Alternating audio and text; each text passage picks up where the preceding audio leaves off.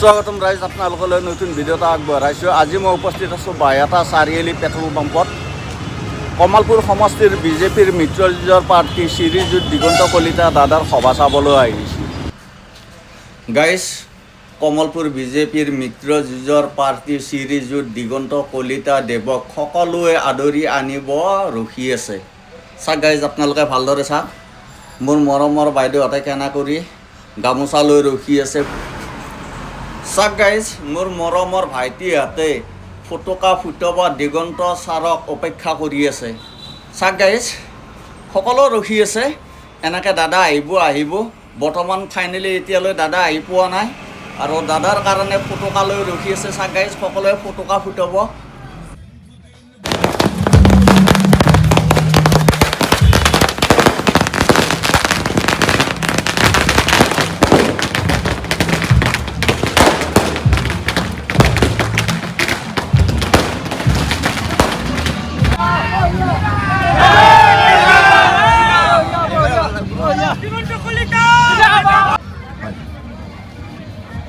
আমি কিৰণ ভাৰত মাতা কি, ভাৰত মাতা কি। আমি ভাস্কৰজ্যোতি কলিতা ডাঙৰীয়া অনুৰোধ জনাইছোঁ। ধৰিত্ৰী চহৰীয়া বাইদেউ আৰু বিজুলী ডেকা ডাঙৰীয়া।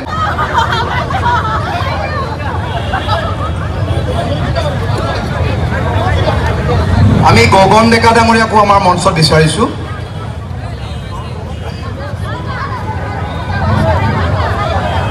আমি দেৰি নকৰোঁ, আমি পোনেই আমাৰ সন্মানীয় বিধায়ক ডাঙৰীয়াক সকলোকে উদ্দেশ্যি এখনি মৰম সম্ভাষণ জনাবৰ কাৰণে জনাইছোঁ।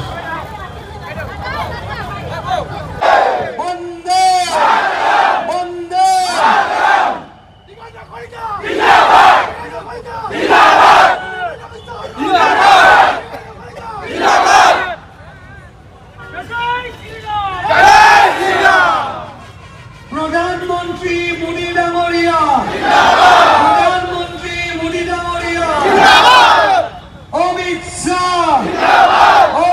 শাহ, নীতিন নবীন, doctor Himanta Biswa Sarma, doctor Himanta Biswa Sarma, doctor Himanta Biswa Sarma, Dilip Saikia,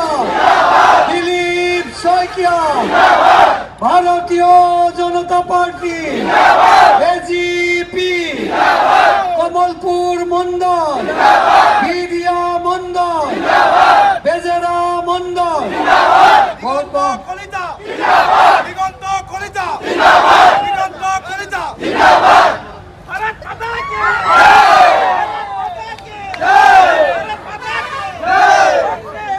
Yadav ডেকা ডাঙৰীয়াই এটা উপহাৰ দিছে। এই হনুমানৰ মূৰ্তি ক্ষীৰত লৈ আমি লংকা দা কৰিম, হয় না? জয় জয় শ্ৰীৰাম, জয় জয় শ্ৰীৰাম।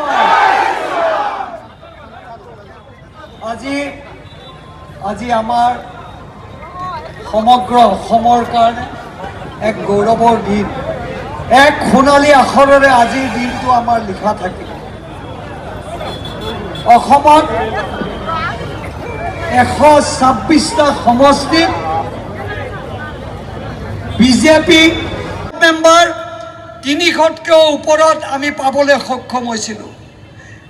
বেজেৰা সিঙাৰপাৰা জিলা পৰিষদ ৱাক অভাৰ কংগ্ৰেছৰ, কমলপুৰ জিলা পৰিষদ ৱাক অভাৰ, আৰু সমান্তৰালভাৱে আমি উখুৰা আৰু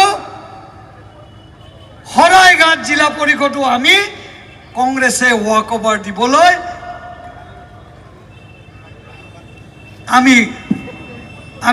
আমি সুবিধা পালোঁ।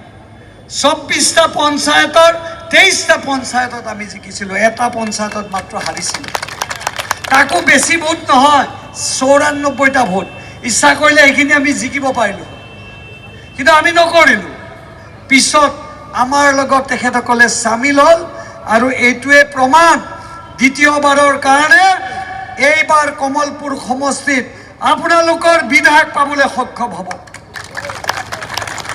আজি তিনিওটা মণ্ডলৰ সন্মানীয় সভাপতি বেজেৰা মণ্ডলৰ নয়ন বৰা, আহোমৰ তেজ নয়ন বৰা, দেশতকৈ মোমাই ডাঙৰ নহয়। দুদুল কাকতি সাধাৰণ এজন ব্যক্তিৰ পৰা আজি মণ্ডলৰ বিষয় সভাপতি হ'ল। তৈলুক্য ডেকা সাধাৰণ কাৰ্যকৰ্তাৰ পৰা আজি মণ্ডল সভাপতি হ'ল। কিৰণ কাকতি জিলা পৰিষদৰ সদস্য, বিৰাজ নাথ জিলা পৰিষদৰ সদস্য, প্ৰণীতা বাইদেউ জিলা পৰিষদৰ সদস্যা। মই কাৰ্যকৰ্তাসকলক অনুৰোধ কৰিছোঁ অকণমান আগুৱাই দিয়ক গাড়ীবিলাক, যাতে সকলো আহিব পাৰে। বহুত মানুহ পিছফালে আপেক্ষিত হৈ আছে।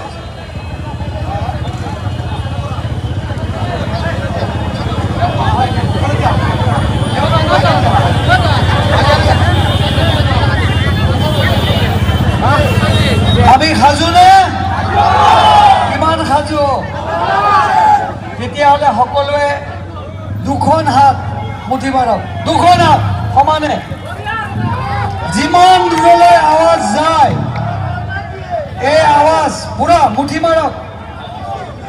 সকলোৱে সংকল্প লওক, কংগ্ৰেছ মুক্ত এখন আমি কমলপুৰ গঢ়িম, আৰু কংগ্ৰেছ মুক্ত আৰু বিদেশী মুখ এখন ভাৰতীয় জনতা পাৰ্টি আৰু সহযোগী দলে অসমত গঠন কৰিব। বলো বলো ভাৰত মাতা কি। আৱাজ কম। বলো বলো ভাৰত মাতা কি। বলো বলো ভাৰত। তলৰ পৰা উঠি অহা এজন জিলা পৰিষদৰ সদস্য আজি যাদৱ ডেকা ডাঙৰীয়া আমাৰ এই নিৰ্বাচনৰ নেতৃত্ব দিছে। নিৰ্বাচনী কমিটিৰ সন্মানীয় পদ আজি তেখেতে অলংকাৰ নিজে পালন কৰিছে, নিজে গ্ৰহণ কৰিছে। 2006 যাদৱ ডেকা বিধায়ক হৈছিল। আজি মই আপোনালোকক সঁচা কথা কওঁ, কাৰণ এই ৰাইজৰ আগত মই সঁচা কথা ক'ব লাগিব। বহুতে মোক ঠাট্টা কৰে, মই কালিৰ বিজেপি। আৰে বাবা, তোমালোকে গম নোপোৱা, যি সময়ত তোমালোকে বিৰোধ কৰিলা সেই সময়ত যাদৱ ডেকাক মই কংগ্ৰেছত সহায় কৰিছিলোঁ। 2011ত 40 জন কংগ্ৰেছৰ কাৰ্যকৰ্তাক ৰিজাইন দিয়াইছিলোঁ। সাক্ষী আছে আজি মণ্ডল সভাপতি মনোজ ডেকা।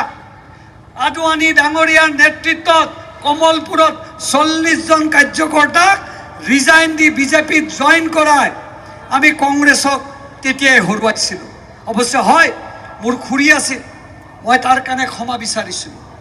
মই এইকাৰণে এইটো কথা কৈছোঁ যে তেতিয়াই বিজেপিক 2011ত আমি সহায় কৰিছিলোঁ। সেইজন এসময়ত মোৰ সহযোগী কৰ্মী আছিল, আৰু এই ভাৰতীয় জনতা পাৰ্টীৰ যিমানবিলাক কৰ্মকৰ্তা আছে ইয়াৰ মাজত দেখিছোঁ আমাৰ ভাৰতীয় জাতীয় বিজেপিত থাকি মই নাম নলওঁ, যাদৱ দা আছে। এই হ'ল পুৰণা বিজেপিৰ কথা কোৱা দুইটামান ধুংগী নেতা। কংগ্ৰেছত আছিলোঁ, কংগ্ৰেছৰ লোন খাইছিলোঁ, কংগ্ৰেছৰ গুণ গাইছিলোঁ। যোন দিনাৰ পৰা বিজেপিত আছোঁ বিজেপিৰ গুণ গাইছোঁ। 2011ত যাদৱ দাক আমি সহায় কৰিছিলোঁ, যাদৱ দা সাক্ষী আছে। মই মা কামাখ্যা আৰু এই পিংলেশ্বৰৰ আমাৰ মন্দিৰৰ আগত মই সেৱা লৈছোঁ। মদনগেন কামদেৱৰ মন্দিৰত মই শপত লৈছোঁ। 100% যাদৱ দাক আমি সহায় কৰিছিলোঁ, ইয়াত কোনো মিছা ক'বলগীয়া নাই। আৰু সেই সহায় কৰিছিলোঁ কাৰণে 2021ত আপোনালোকে মোক ভোট দি সহায় কৰিলে। 2015ত এতিয়া যিজন ভটা মানে যিজন বুঢ়া ভটা আজি টিকেট পাইছে, তেওঁ সঁচাকৈ কংগ্ৰেছী নে? তেওঁৰ গাত সঁচাকৈ কংগ্ৰেছৰ তেজ আছেনে? এবাৰ চুই চাওকচোন, কেইজন কংগ্ৰেছী মানুহক এজিপিৰ মানুহক তেখেতে যোগদান কৰিলে। আমাক লিষ্টখন দেখাওকচোন, দেখাওক লিষ্টখন। 2011ত যেতিয়া যাদৱ দা বিধায়ক হ'ল, যাদৱ দাক এটা দিনো মই যাদৱ দাক নক'লোঁ যে মোক কিবা সহায় লাগে। বিজেপি হ'বলগীয়া মোৰ জন্মতে কিজানি ব্লাডত বিজেপি আছিল আৰু ফাইনেলি গৈ বিজেপিৰ হৈ আজি কাম কৰিবলৈ সুবিধা হ'ল। 2015ত বিৰোধী দলপতি যাদৱ ডেকা ডাঙৰীয়াই টিকেট নাপালে, টিকেট পালে এই মুধাবোতা নেতাজনে।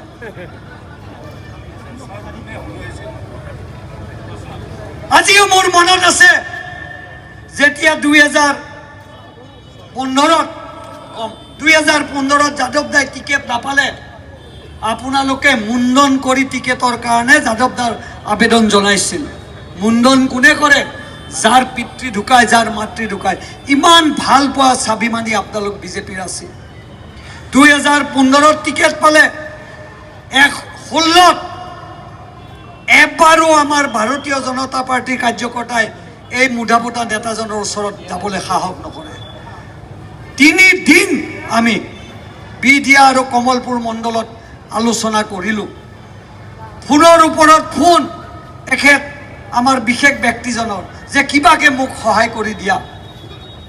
যাদৱ দাই মোক ক'লে যে মোৰ দুখ, মই কাকো আপত্তি নকৰোঁ। যাদৱ দাৰ এটা ডাঙৰ গুণ যে টিকেট পোৱা নাছিল কিন্তু যাদৱ দাই বিৰোধ কৰা নাছিল। মোক ক'লে তুমি আগবাঢ়া, আৰু কাৰ্যকৰ্তাক মই কৈছোঁ যে বিজেপিক সহায় কৰিব লাগে, কাৰণ এলায়েন্স আছিল। এদিন দুপৰীয়া ফোন আহিল তেওঁৰ ভতিজা ভাগিন এটাৰ যোগেদি, শশাংক।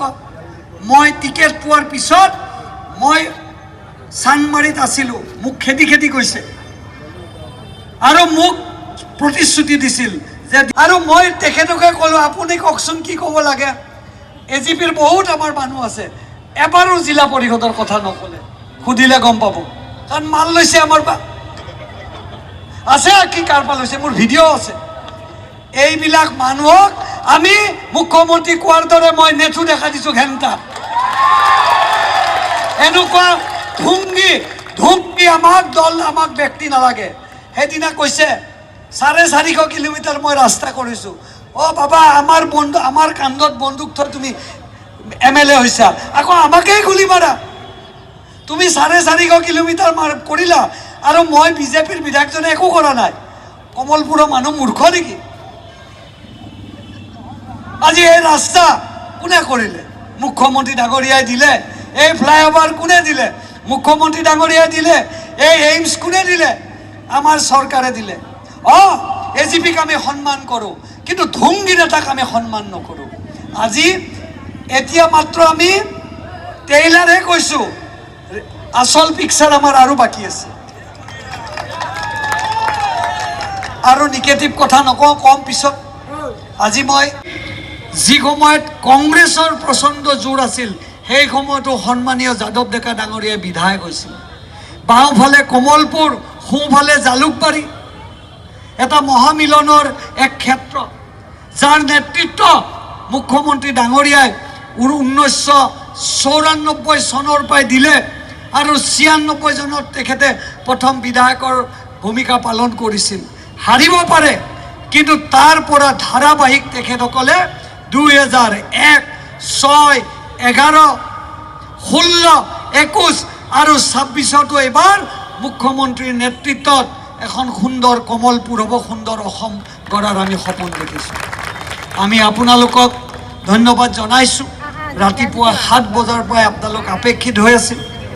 আমি যিহেতু পলমকৈ টিকেট ঘোষণা কৰিলে, মই এটাই অনুৰোধ কৰিছোঁ যে এই প্ৰাৰ্থী অকল দিগন্ত কলিতাৰ নহয়, এই প্ৰাৰ্থীত আপোনালোকে প্ৰত্যেকজনে একোজন নিজে প্ৰাৰ্থী হিচাপে ভূমিকা পালন কৰিব লাগিব। দিগন্ত কলিতা ডাঙৰীয়া দেৱ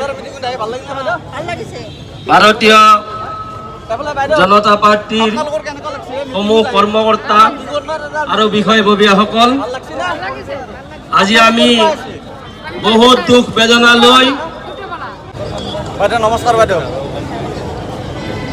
কমলপুৰ সমষ্টি মই দুইজনক অকণমান চিনাই কৰি দিছোঁ। সুন্দৰ ডেকা কংগ্ৰেছ দলত 45 বছৰ থাকিল। হেমন্ত দত্ত ডাঙৰীয়া 20 বছৰো কম হোৱা নাই, দুইজন প্ৰত্যাশী আছিল।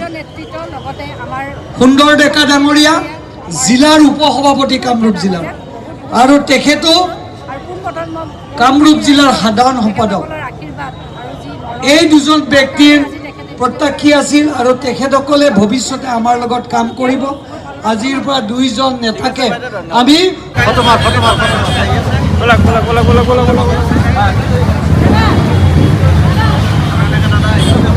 kênh Ghiền Mì Gõ để không bỏ